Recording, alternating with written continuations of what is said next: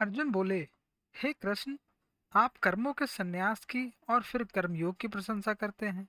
इसलिए इन दोनों में से जो एक मेरे लिए भली भांति निश्चित कल्याणकारक साधन हो, उसको कहिए।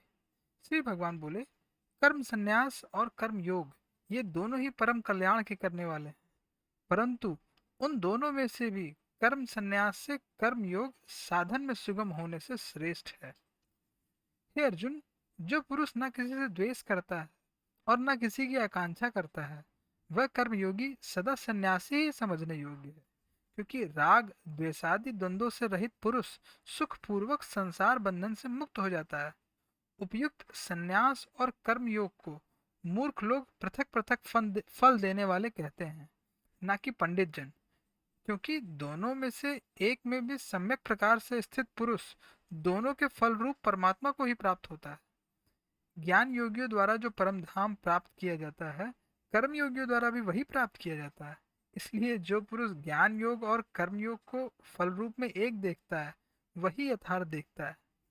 परंतु हे अर्जुन, कर्म योग के बिना संन्यास अर्थात मन, इंद्रिय और शरीर द्वारा होने वाले संपूर्ण कर्मों में कर्तापन का त्याग प्राप्त होना बहुत कठिन है।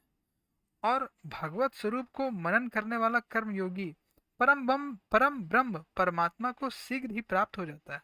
जिसका मन अपने वश में है, जो जितेंद्रिय एवं विशुद्ध अंतःकरण वाला है और संपूर्ण प्राणियों का आत्म रूप परमात्मा ही जिसका आत्मा है, ऐसा कर्मयोगी कर्म करता हुआ भी लिप्त नहीं होता।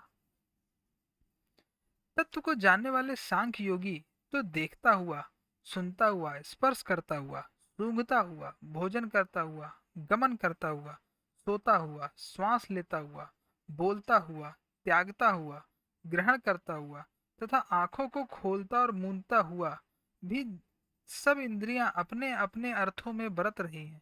इस प्रकार समझकर निसंदेह ऐसा माने कि मैं कुछ भी नहीं कर रहा हूँ। जो पुरुष सब कर्मों को परमात्मा में अर्पण करके और आसक्ति को त्याग कर कर्म करता है, वह पुरुष जल से कमल के पत्ते की भांति पाप से लिप्त नहीं होता है। कर्मयोगी ममत्व बुद्धि रहित केवल इंद्रिय, मन, बुद्धि और शरीर द्वारा भी आसक्ति को त्याग कर अंतःकरण की शुद्धि के लिए कर्म करते हैं। कर्मयोगी कर्मों के फल का त्याग करके भगवत प्राप्ति रूप शांति को प्राप्त होता है और सकाम पुरुष कामना की प्रेरणा से फल में आसक्त होकर बंधता है।